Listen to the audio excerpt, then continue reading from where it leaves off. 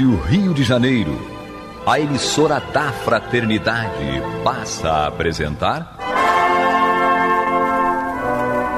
Luz na Penumbra, programa que leva ao seu coração a mensagem da doutrina espírita.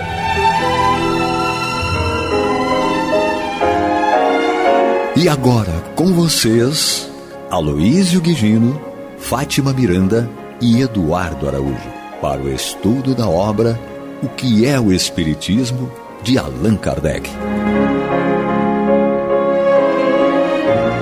Amigos ouvintes da Rádio Rio de Janeiro, que Jesus nos conduza, estamos de volta ao nosso estudo do livro O que é o Espiritismo, no programa Luz na Penumbra, na companhia de duas criaturas icônicas aqui. Tinha que ver a carinha deles, vai? Quem fala primeiro? Icônico 1, Aloísio. Nosso abraço a todos os amigos ouvintes. Icônico 2, Eduardo Araújo. Muita paz a todos. É. Então, nós vamos continuar o estudo do livro que é o Espiritismo.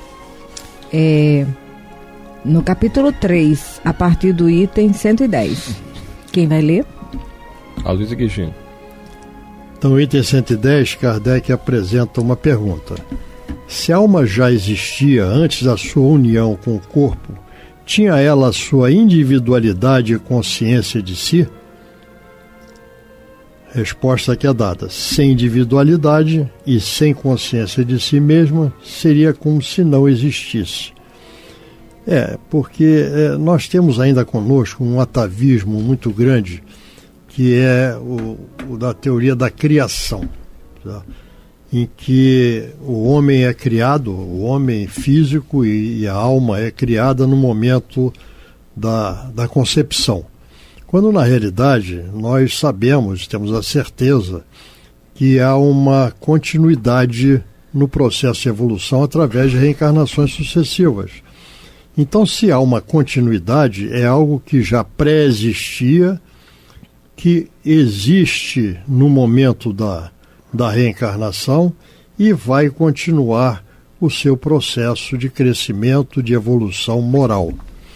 Então é muito, muito claro para nós, né? Então, se ele vai continuar, ele tem a individualidade e tem a consciência de si mesmo. Porque se assim não fosse, é como se não existisse, antes do momento da chegada para uma nova encarnação. Sim, ele está falando, né, da alma, como esse ser que transcende tudo. Quando nós estamos encarnados, somos esses seres trinos, porque estamos ligados ao corpo físico, somos espíritos e temos o perispírito. Na condição de almas, quando nós desencarnamos, podemos, de acordo com o nível individual de cada um, não ter a lucidez e que deixa essa consciência bem evidente. Mas não nos perdemos num grande todo, porque nós somos realmente individualidades, né?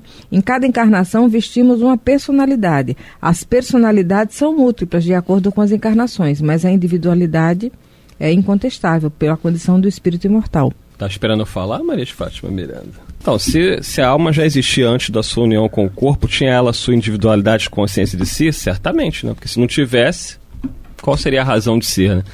O espiritismo, ele parte muito de uma premissa lógica. Você não precisa ver fenômenos para aceitar a teoria espírita, né? Porque tudo tem como base a racionalidade. Até mesmo os próprios ateus, eles reconhecem, ainda que não acreditem, né, já que eles não acreditam na existência da alma, mas eles reconhecem a teoria espírita como algo racional. Porque se a alma já existia, ela tinha que ter individualidade, tinha que ter consciência de si mesma, porque senão a cada nova encarnação é como se a gente começasse do zero, como se não tivesse... E um recomeço. Você nunca... Não haveria progresso. Porque assim, as pessoas às vezes questionam, mas como é que eu posso já ter vivido se eu não lembro? A gente não lembra de detalhes, mas o que nós aprendemos permanece conosco. Basta verificar isso nas pessoas que têm o dom para determinadas artes, ciências, né? Crianças que desde cedo tocam piano sem ninguém ter ensinado. Como é que a criança aprendeu a tocar piano? A genética ensina a tocar piano? Não ensina.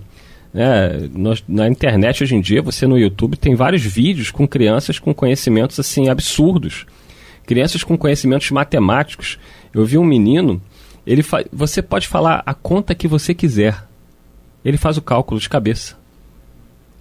Aí, se a alma não existia antes, como é que explica um negócio desse?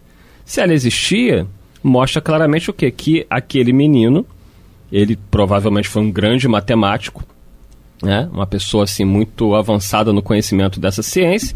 Quando ele reencarna, ele por algum motivo ele mantém esse conhecimento muito ativo na sua mente, na presente encarnação, e ele consegue fazer o que nós, simples mortais, jamais... Para você ter uma ideia, ele fazia o cálculo mais rápido do que eu e você com uma calculadora na mão. Eu já vi isso.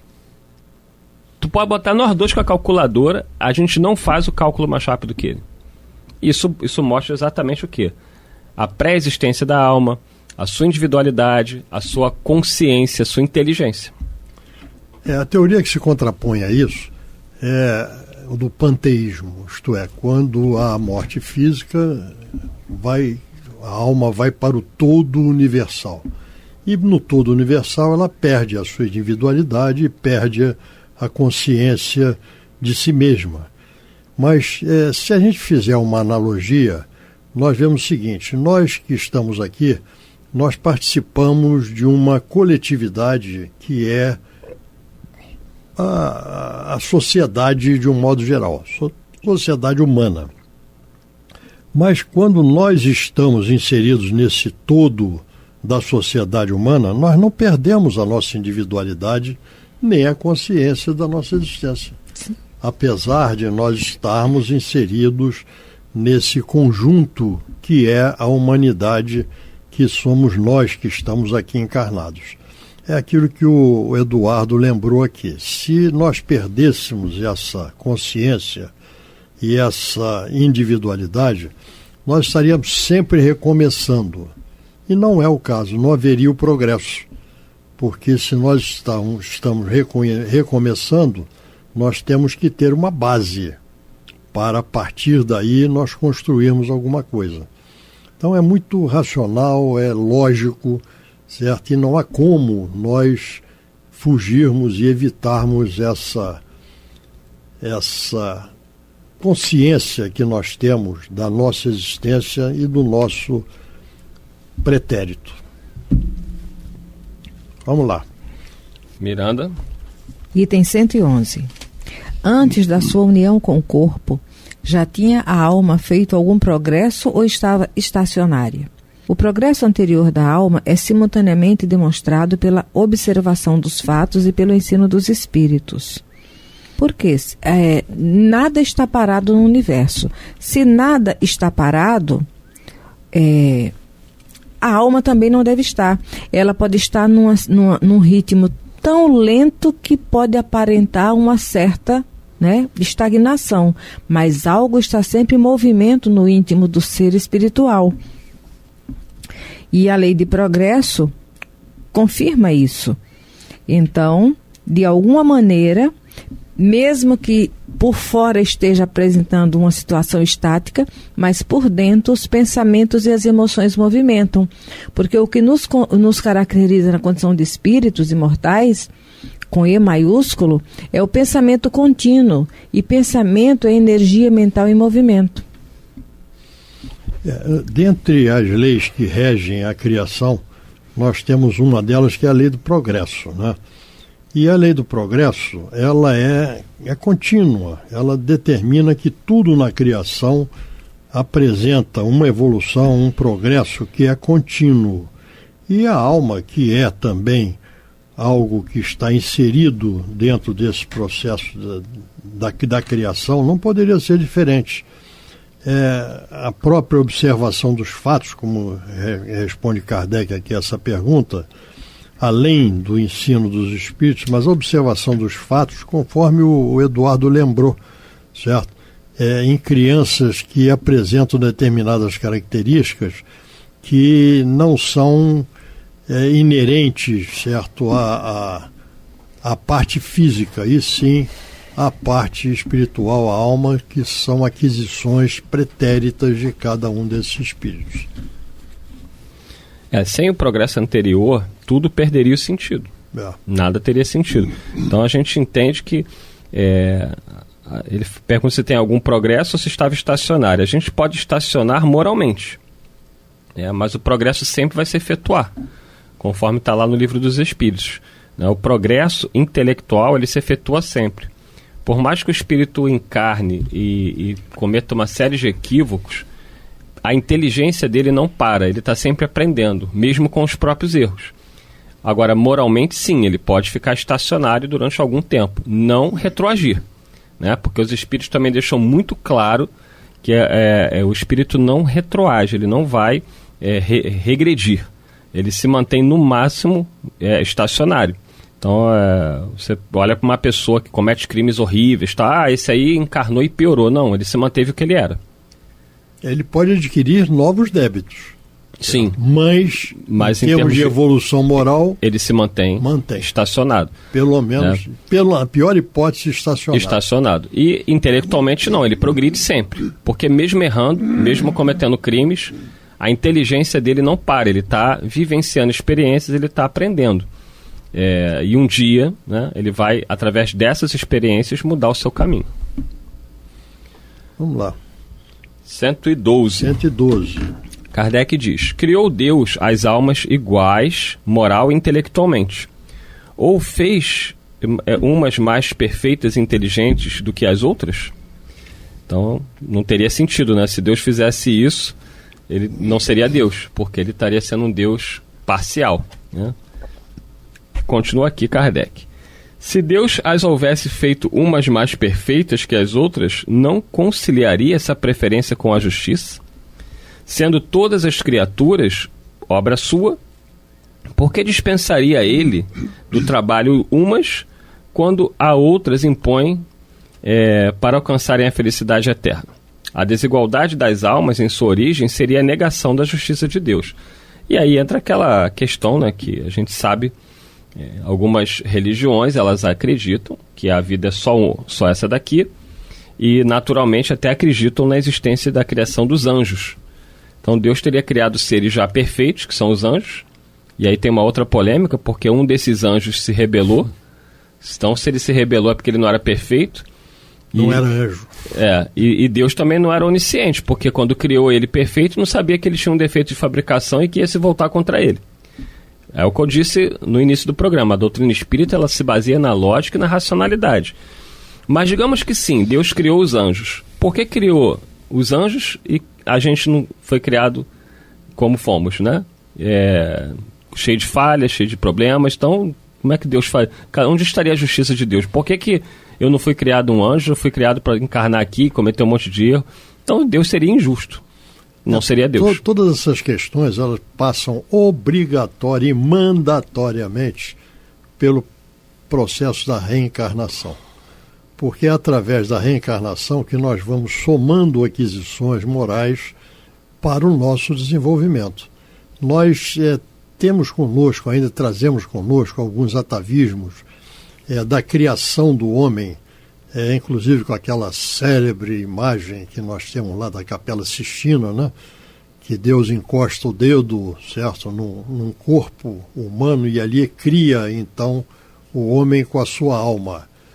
Se isso ocorresse, certo, como é que nós íamos explicar as diferenças que nós encontramos dentre nós que estamos aqui encarnados? Seria uma proteção para alguns, certo? Uma perseguição para outros. E onde é que estaria aí a justiça divina e a igualdade dessa justiça e do amor para todos nós que estamos aqui encarnados?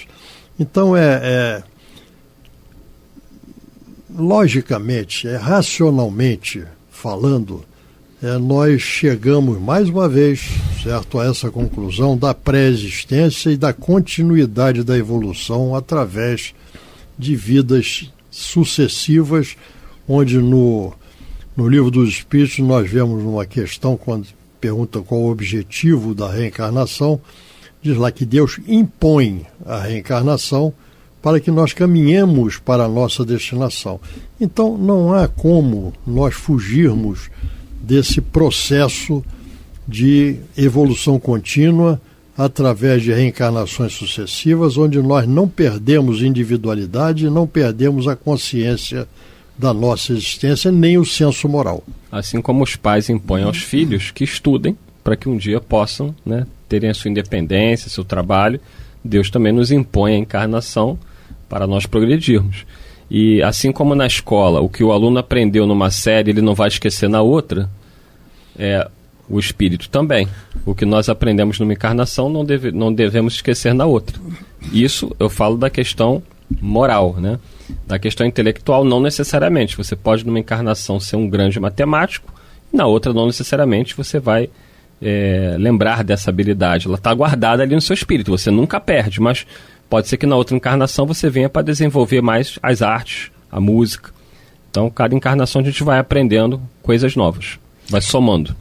E se ele agisse dessa forma, não é? Fazendo umas mais perfeitas e inteligentes que as outras, ele ia perder, além desse atributo de bondade e justiça, uma das características de Deus é a imutabilidade. Ele seria mutável. Uma hora ele está de um jeito, outra hora do outro. Porque a partir do momento que ele dá prioridade e ele faz acepção entre filhos, ele já não está sendo mais imutável. Vamos lá. Item 113. 113. Se as almas são criadas iguais, como explicar a diversidade de aptidões e predisposições naturais que notamos entre os homens na Terra? Essa diversidade é a consequência do progresso feito pela alma, antes da sua união ao corpo. As almas mais adiantadas em inteligência e moralidade são as que têm vivido mais e mais progredido antes da sua encarnação. Então, um exemplo clássico aqui, né? Se as almas são criadas iguais e se a vida fosse uma só, como é que nós iríamos explicar a diferença entre os gêmeos? Né? Você pega duas crianças gêmeas, univitelinas, nasceram ali juntinhas, com toda a carga genética, com tudo, e elas demonstram claramente que são almas completamente diferentes, com temperamentos, com aptidões, com gostos, o que mostra que são dois espíritos, né, duas almas ali, que trazem a sua bagagem, cada uma, e por isso a diferença, mesmo sendo gêmeos. A parecência é física. Tá? E genética, né? É genética, não espiritual. Então, seguindo aqui Quer alguma coisa? Sim. Sim. É nisso que consiste a verdadeira meritocracia. Porque Deus nos dota de livre-arbítrio, somos inteligentes, e de acordo com os nossos esforços nós vamos conquistando essa maturidade e naturalmente esse estado mais elevado. A verdadeira meritocracia está na lei de Deus porque Ele nos dá todos os recursos. No mundo material ela fica meio capenga porque nem sempre aqueles que têm o dever de nos oferecer os recursos necessários e básicos para esse crescimento nem sempre conseguem nos oferecer. Lê aí, Miranda. Vamos lá, aí, 113. 114. Qual o estado da alma em sua origem? As almas são criadas simples e ignorantes, isto é, sem ciência e sem conhecimento do bem e do mal, mas com igual aptidão para tudo. A princípio, encontram-se numa espécie de infância, sem vontade própria e sem consciência perfeita de sua existência. Pouco a pouco o livre-arbítrio se desenvolve, ao mesmo tempo que as ideias. Vê o Livro dos Espíritos, questão 114 seguintes. Então, nós vamos observando, né? É que nem a sementinha. A sementinha, ela primeiro passa pelo processo de germinação, depois ela vai brotar. E quando ela brota, aquele que às vezes a semente foi plantada, você não sabe qual é a semente que tem naquele vaso. Mas depois que ela germina e começa a brotar, quem entende de botânica, de flora, vai começar a perceber as características próprias da plantinha que partiu daquela semente. Então é esse o desenvolvimento inicial. Quando ele fala, a princípio sem vontade própria, porque são as leis da natureza atuando, a lei do progresso de forma muito sutil e sem consciência perfeita da sua existência. Mas pouco a pouco o livre-arbítrio vai sendo utilizado, as experiências vão se apresentando e o ser vai demonstrando a sua maturidade ou imaturidade. Dentro do nosso conhecimento, inclusive, que a ciência nos mostra, nós sabemos como nós éramos, digo nós, humanidade, né? No princípio, né? Nós éramos recém-saídos, né? Recém-adquiridos, a consciência da nossa existência, o senso moral e a capacidade do livre-arbítrio, mas o próprio livre-arbítrio, ele também vai se desenvolvendo à medida do nosso conhecimento. Para que haja um livre-arbítrio, nós temos que ter pelo menos conhecimento de duas opções, A e B, certo? Para que nós possamos fazer escolhas. Livre-arbítrio nada mais é do que capacidade de fazer escolhas. É a maturidade intelectual. É isso aí. E a maturidade intelectual, ela vai surgindo com o tempo, à medida que nós vamos experimentando ou tendo experiências que vão inserindo em nós a capacidade de conhecermos novas opções. Então é tudo uma questão de tempo de evolução. Aqui nessa resposta, Kardec diz aqui, a princípio encontra-se numa espécie de infância. Então nós sabemos que dentro do processo de evolução, nós saímos do princípio inteligente ou do princípio espiritual para o espírito. Mas a coisa não acontece num estalar de dedos. Existe dentro de uma situação para outra, um processo em que nós ainda, praticamente como espíritos, nos colocamos como se estivéssemos na infância, sem uma vontade, certo, própria, sem uma capacidade de discernirmos, de fazermos opções por falta de conhecimento. E aí nós temos aquilo que nós, na doutrina dos espíritos, conhecemos como os elementais, certo?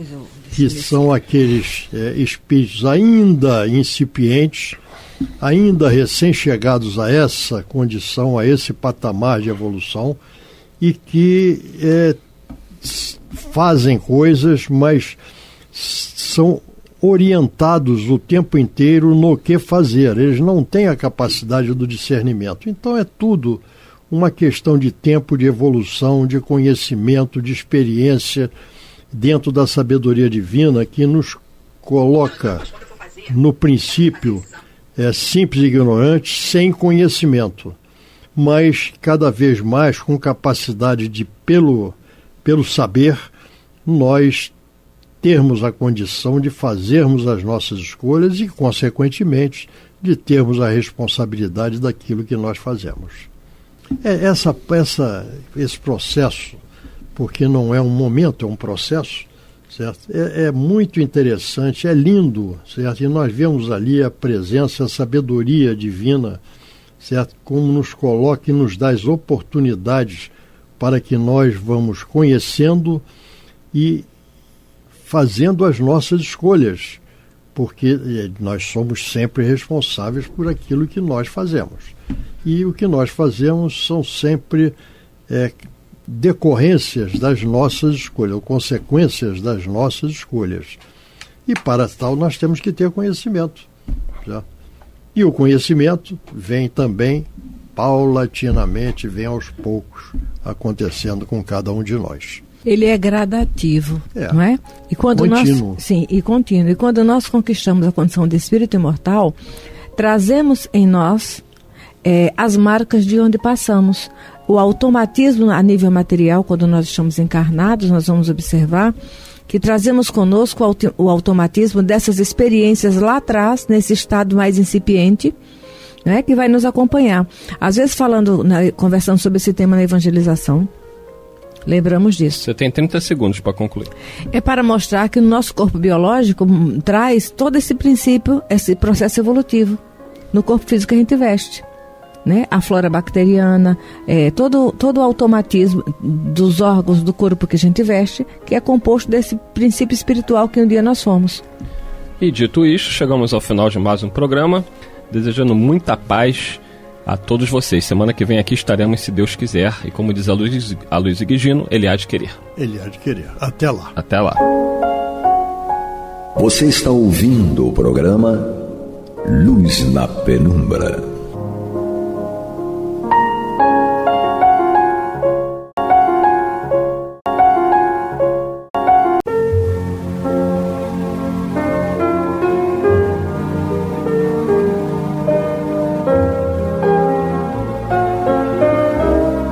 A Rádio Rio de Janeiro está levando ao seu lar e ao seu coração a mensagem consoladora da doutrina espírita, através do programa Luz na Penumbra. E agora com vocês, Bill Fabiano e Renato Souza, para comentar os textos da Revista Espírita de Allan Kardec no período de 1859 a 1869. Muito bem, prezados ouvintes da Rádio Rio de Janeiro, emissora da Fraternidade, estamos chegando, programa Luz na Penumbra, Revista Espírita Ano Ímpar. Estamos em dezembro de 1859. Eu, Renato Souza, e ela, Maria de Fátima Miranda. A gente aqui no estúdio B da Rádio Rio de Janeiro, na Ilha do Governador, né, Miranda? Que Jesus nos conduza, é isso mesmo. E do outro lado da Bahia, lá nas terras de Saquarema. Cheirando a desodorante. Exato. Meu parceiro, Bill Fabiano. A gente tá sentindo o cheiro daqui, Bill. Bill Fabiano Cordeiro, seja bem-vindo, Bill. Obrigado, boa noite. Renato, boa noite, Miranda, Léo, estamos juntos mais uma vez e cheirosinho. Opa, então continuamos com a companhia aqui da nossa querida amiga, querida irmã Miranda, né? Miranda vai todo dia na rádio, né? Porque ela já gravou uma, agora tá gravando outra, todo dia. Pois é. O pessoal pensa isso, sabe, tadinho. Não é assim, não. Com certeza. Bill, vamos nós, né, dando continuidade aqui ao nosso estudo, né, da Revista Espírita, Comunicações Espontâneas obtidas nas sessões da sociedade, não é isso? É isso aí. Terminamos na semana passada lá um relato do senhor Júlio César e hoje nós vamos entrar aqui num outro item que diz o seguinte, olha, a infância e o riacho, parábola, 11 de novembro de 1859, médium senhor Didi. E tem reticências aqui, tá bom? Sim. Então vem dizendo assim, um dia uma criança chegou junto de um riacho bastante rápido, que tinha quase a impetuosidade de uma torrente. A água se lançava de uma colina vizinha e engrossava à medida que avançava na planície. A criança se pôs a examinar a torrente, depois amontoou toda a espécie de pedras que pegava em seus pequenos braços. Resolveu construir um dique. Cega presunção. Apesar de todos os seus esforços, a sua pequena cólera, né, e a pequena cólera da criança, né, não pôde a isso chegar. Refletindo, então, mais seriamente, se fosse preciso empregar essa palavra a uma criança, ela subiu mais alto, abandonou sua primeira tentativa e quis fazer seu dique mais perto da própria fonte do riacho. Mas aí, seus esforços foram ainda impotentes. Se desencorajou e daí se foi chorando. Ainda estava na bela estação e o riacho não estava mais rápido em comparação com o que estivera no inverno.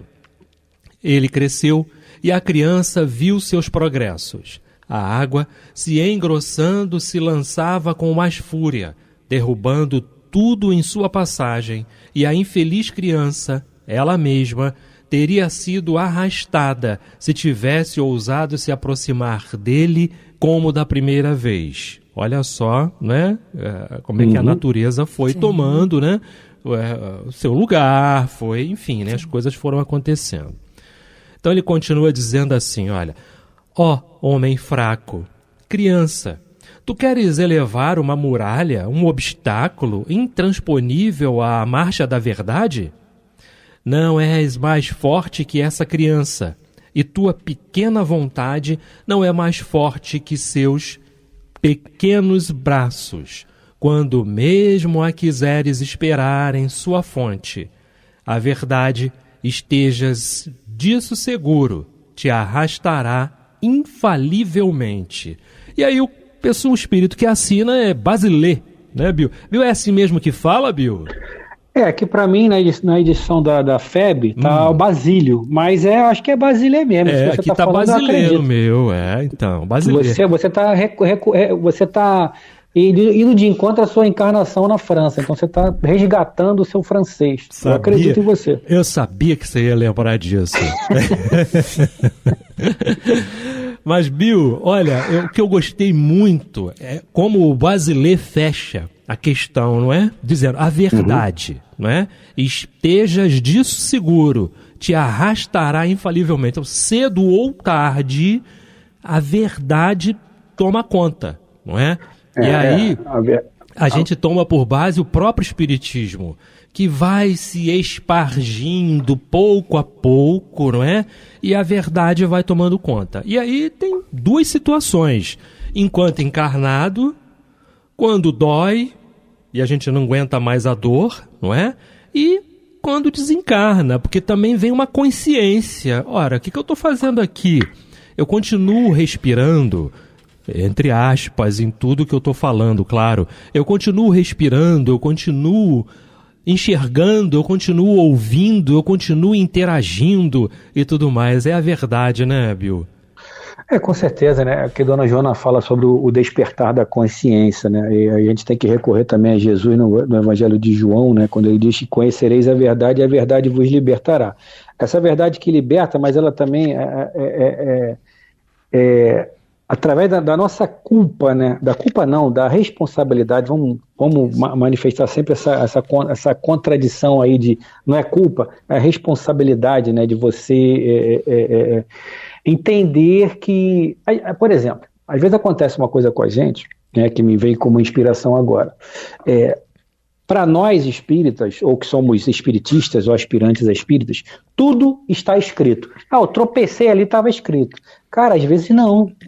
Às vezes não, Deus não quer que você sofra, isso é certo, né, Exato. Miranda? Às vezes você chega em todos os momentos da sua vida, a cada segundo você encontra, e a gente já falou sobre isso aqui no programa, em uma encruzilhada. O que há numa encruzilhada? O próprio nome já diz, é um formato de uma cruz, ou seja, você pode ir adiante, você pode ir à esquerda ou você pode ir à direita. Eu optei para ir pela direita. Só que não era para ir pela direita, era para ir pela esquerda. E aí a repercussão vem de acordo com a sua posição. E aí você vai botar culpa. Às vezes aquele médico que é mais espírita ali, né, que é mais... Não, tá tudo escrito. Cara, às vezes não está escrito. Foi uma determinação da tua própria escolha ali naquele momento. Não estava no determinismo da lei, que o Bill ia tropeçar ali porque tem uma árvore ali à frente da casa dele, ele não viu, tropeçou e caiu. Estava escrito, meu Deus, está tudo certo. Não, você estava desatento. É diferente. O que eu quero dizer, sim, que a verdade liberta, mas muitas vezes, as escolhas que nós fazemos, as equivocadas, obviamente, nos leva para caminhos tortuosos, que fazem com que a gente chegue menos rápido, né? E aí quando Joana diz que a verdade de Jesus é insofismável, ou seja, não está sujeita a sofismas, ou seja, não são inverdades que se tornam verdades, né, o sofisma. Então Jesus é insofismável, né? A verdade que nos liberta, que é o próprio Cristo através dos seus atos, é isso, é um despertar da nossa consciência, que é o que está nos faltando, né, Renato, Miranda, e acho que é por aí. Porque essa verdade é verdade com V maiúsculo. Não é? Sim. É aquela que não desdenha dos fragmentos de verdade que cada um precisa se nutrir para seguir adiante. Mas chega um momento que a nossa verdade individual ela vai sumir nessa grande verdade, que vai atender às nossas necessidades reais do espírito. E aquela ideia de que isso estava escrito. Não, nós estamos constantemente escrevendo. É como se você traçasse um mapa. Tem pontos, tem marcos no mapa que são referência para um aprendizado que já foi carimbado noutra encarnação. Mas os trajetos entre um marco e outro, nós estamos escrevendo. Sim. Por isso a necessidade de atenção, não é? E sabendo que junto conosco caminham pessoas que cada um deles pode nos auxiliar a fazer uma caligrafia mais ajustada ou uma caligrafia ilegível. Então, se você se une a objetivos e pessoas que não priorizam essa verdade maior para a qual está se dirigindo, você ainda vai fazer os descaminhos. Em vez de ir para a direita, você vai para a esquerda. Ou em vez de ir para a esquerda, você vai para a direita. É essa parte que nos cabe nessa caminhada. Nós estamos escrevendo. E a misericórdia divina é tamanha porque entre um marco e outro, parece a escrita sair, às vezes a minha tinta, o meu grafite pode acabar, mas quem está do meu lado tem grafite ainda. Não é? Então, nós estamos caminhando juntos, uns ajudando os outros. E a pequena verdade, que é aquela verdade da nossa compreensão limitada, que ela se faz necessária, é importante sempre lembrar isso. É aquela ideia de que a verdade é um grande espelho que se bipartiu e cada um ficou com um fagulho de espelho. Mas a verdade maior, a verdade verdadeira, ela é insofismável. Então, o que significa isso? É que o meu pedacinho de espelho vai me permitir fazer uma leitura muito unilateral. Mas quando eu saio dessa minha situação pessoal e busco essa fraternidade, os pedaços de espelho se juntam. E a verdade maior vai ser refletida. Exato, perfeito. É isso, Bill. Vamos continuar? Vamos lá. Antes eu preciso dizer que a gente está no programa Luz na Penumbra, Revista Espírita Ano Ímpar. Estamos em dezembro de 1859, quase terminando o ano, né, Bill? Exatamente, quase terminando. Pois ainda é. falta um pouquinho, mas estamos quase lá. Sim, sim, com certeza. Vamos nessa. Aqui agora um outro item, né? Os 3 cegos, parábola também. Certinho, nós 3 aqui. 3 cegos. Exatamente. 7 de outubro de 1859, a médium também, é o senhor, né? Senhor Didi. Sim. Reticências, não é? Então ele vem dizendo assim, é pequeno o trecho, né?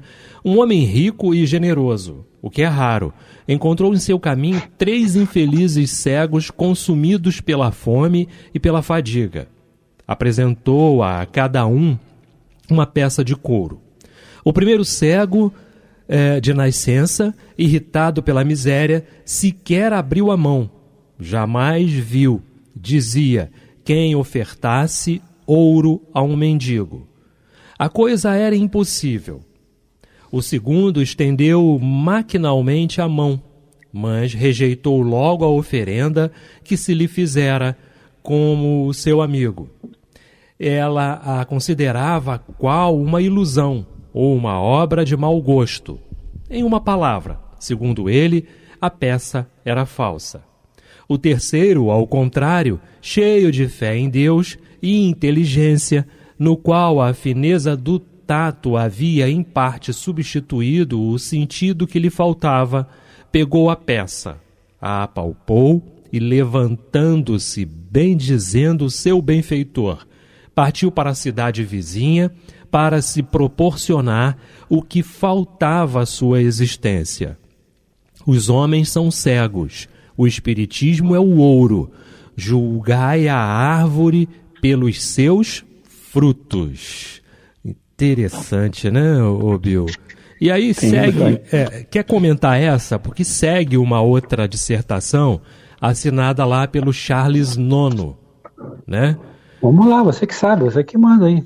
Vamos lá, vamos dar continuidade. Depois a gente arremata tudo, né? Depois a gente comenta tudo. Então vamos lá, continua assim dizendo. Aí já em 30 de setembro de 1859, o médium Senhorita H, né?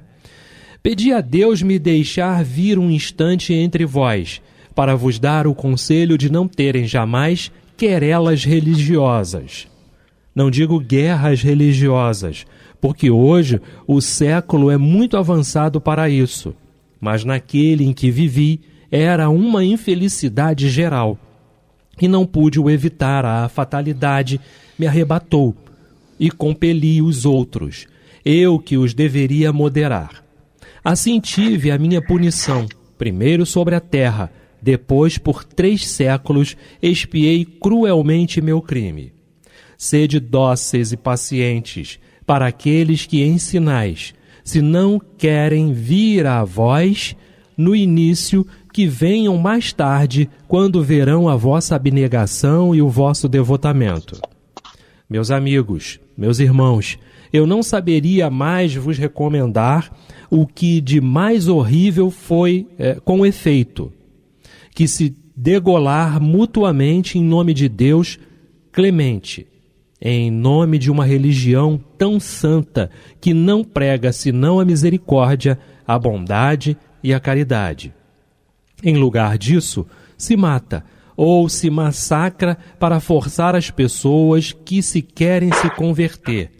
E crerem num Deus bom, se diz, mas em lugar de crer em vossa palavra, aqueles que sobrevivem se apressam em vos deixarem e se afastarem de vós como bestas ferozes. Sede, pois, bons, eu repito, e sobretudo cheios de amenidades para aqueles que não creem como vós. Aí sim o Charles IX assina, né? Depois tem pergunta e resposta que a gente vai fazer aqui, dá tempo de fazer hoje ainda, com certeza, sim. Tá? Depois a gente faz. Mas é interessante os dois relatos, né, Bill? Que o primeiro vem falando dos cegos, não é isso? Então que a gente tem que julgar a árvore pelo fruto, não é? Os olhos de ver, os ouvidos de ouvir, não é isso? E nesse relato aqui, o que você fez com aquilo que foi te dado, não é? O que você fez com aquilo? Você, de alguma forma, você também foi inábil, essa é a palavra correta. Não teve habilidade com aquilo. E aí tem toda uma questão voltada também para a questão do saber ouvir, do saber ver e tudo mais, com aquilo que está sendo dado para você, não é? É o administrador infiel, não é isso, Bill? O Espiritismo está aqui conosco, não é? Sim, Principalmente o Evangelho. Nós temos acesso fácil ao Evangelho.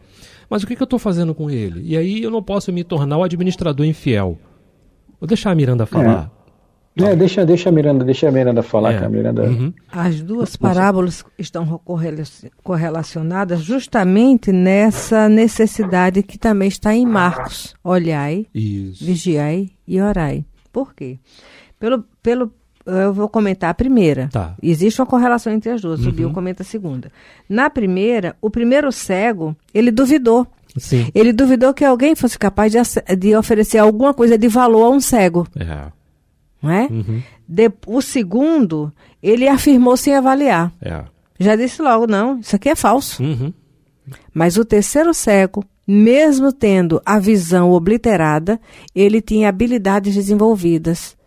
Ele teve o tato, porque nós sabemos que naquele que tem a deficiência ou a cegueira, e é alguém atento, os outros sentidos se adestram, se aguçam e se somam numa possibilidade de leitura e maturidade. Sim, não é? Sim.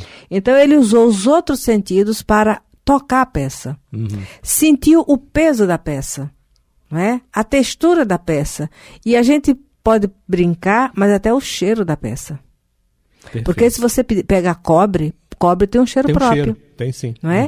E quem tem esses sentidos aguçados consegue fazer um conjunto na avaliação. E foi o que o terceiro fez. Então o terceiro avaliou tudo, recebeu, atestou a autenticidade e foi usá-la de forma apropriada.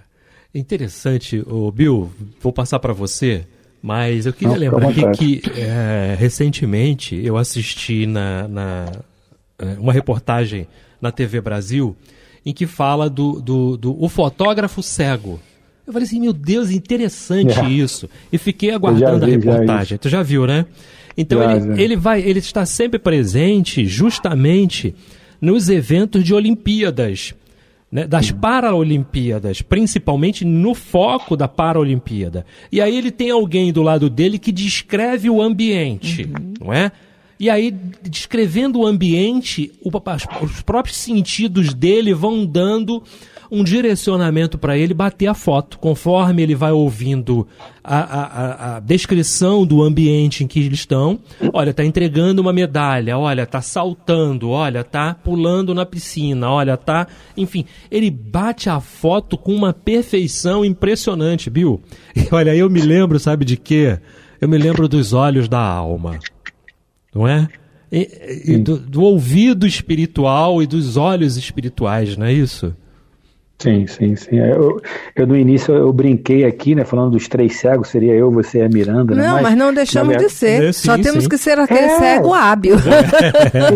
Exatamente, é justamente isso. Nós somos cegos no sentido de a gente não conseguiu enxergar essa verdade, né, que é insofismável, como a gente falava. Mas aqui a Miranda levantou bem as características dos três, eu marquei mais a do terceiro, né, que ele diz aqui, o Lucas, cheio de fé em Deus e de inteligência. que é o que nos falta. Assim, vamos ilustrar, né, de forma mais palpável, por exemplo, a minha própria situação em si. Pô, será que eu volto para o Rio? Será que eu fico em Saquarema? Será que o Rio vai ser melhor para mim? Para poder criar meus filhos? Cara, eu não consigo. E é importante a gente falar da gente, porque nós somos pessoas reais. Então não adianta a gente ficar falando, não vou falar da minha vida não, porque isso a doutrina espírita ou a regra não permite. Cara, não, eu não penso assim. Eu acho que a gente tem que dar os nossos exemplos na medida que os nossos exemplos sirvam de parâmetro para as pessoas saírem de onde elas estão. Né? Não sei se vocês concordam, mas a minha... É material de estudo. Exatamente, essa é a palavra que me faltava, material de estudo. Pô, mas o Bill tem 30 e tantos anos de trabalho, trabalha no posto, tem na rádio, não sei o que, a Miranda também, o Renato. Cara, nós somos pessoas normais, por incrível que pareça, né? Somos pessoas normais, né? Somos cegos normais. Então a gente se encontra também a falta de fé, cara. Eu acho que eu acredito tudo isso, a minha situação, por exemplo, até para servir de, como a Miranda falou, de material de estudo para as pessoas, na falta de fé. Porque o Chico, dentre tantos ensinamentos que ele nos trouxe, ele falava uma coisa: quem tem fé não se angustia.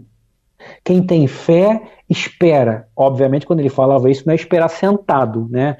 Faz o movimento que você quer fazer, para onde você quer fazer, na direção que você está olhando, e se movimenta. As peças do xadrez irão se movimentar para aquilo ali, ou para te conduzir para a esquerda, ou para a direita, como a gente usou a exemplificação da encruzilhada. Mas falta-nos fé, e a fé traz angústia, traz incerteza, que é o que eu estou vivendo no momento. Caramba, será que é isso? Será que é aquilo? Aí você acorda 1h da manhã, você vai dormir às 4, porque não consegue mais dormir, que está pensando. A minha vida está baseada nisso atualmente. Eu sou um homem de pouca fé? Infelizmente sou. Eu ouvi uma pastora falando uma vez, muito interessante isso, eu já falei aqui para o Renato, falei no programa, que é quando Pedro afunda nas águas. O que aconteceu com Pedro? Ele parou de olhar para o Cristo. Ela fala isso de forma bem ilustrada. Ela parou de olhar para o Cristo. Ela passou a olhar as circunstâncias que estavam ao redor. O mar revolto, a água batendo, a ventania. Todas aquelas circunstâncias negativas fez com que Pedro duvidasse. E na dúvida ele afunda. É o que está acontecendo comigo. É o que acontece com a maioria das pessoas. Param de olhar para o Cristo. Se você olhar para o Cristo, tá? E agora me veio essa inspiração aqui, graças a Deus. Quando você olha para o Cristo, ele está lá no leme da nau, Renato, Miranda, ouvintes, ele está lá, segue com um olhar sereno. Quando você deixa de olhar por Cristo, você olha as circunstâncias, você titubeia. E titubear é a falta de fé, a falta de confiança em Jesus. Falo para mim isso agora. Volte a olhar para o Cristo, volte a olhar para o guia, volte a olhar para o Mestre. É o que eu tenho para falar nesse momento, que eu não consigo mais falar. Ele é o nosso socorro, né? A todo momento, com certeza, né? A gente não pode duvidar disso, né? Mesmo dentro da tormenta, não é? Sem dúvida, porque tormenta todos nós teremos. Nós temos a tormenta e ele tem a solução. Pois exatamente.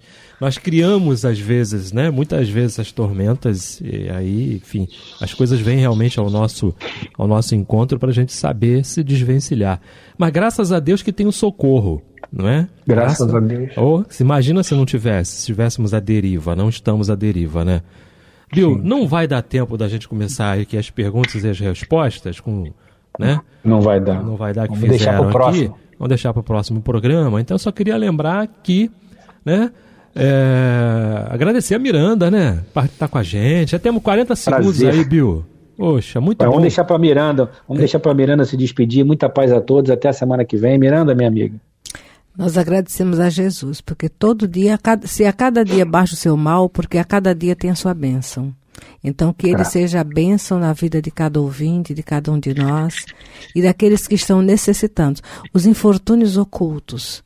Sempre que a gente para pensar nessas tormentas, eu peço a Jesus misericórdia por quem está enfrentando infortúnio oculto e não sabe que está sendo lembrado e orado por ele. Perfeito. Muita paz a todos. Até o próximo programa. Muita paz.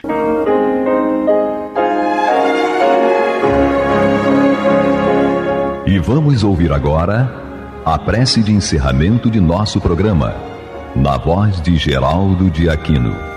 Jesus, dá-nos coragem para a luta, piedade para os insultos e misericórdia para as injustiças e ingratidões.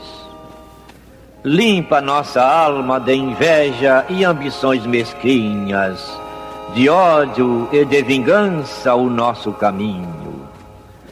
E que dentro em pouco, ao recolher-nos de novo ao calor do nosso leito, para que o sono nos dê a paz e o esquecimento das tristezas humanas, possamos sentir, Senhor, no mais íntimo de nosso ser, a doçura indefinível do Teu amor e a grandeza incomparável da Tua divina presença.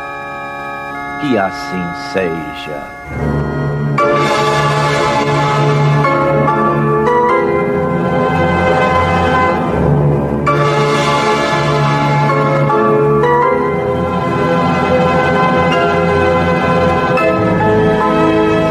Acabamos de apresentar o programa Luz na Penumbra, que voltará a ser apresentado na próxima segunda-feira, às 21 horas, nesta emissora.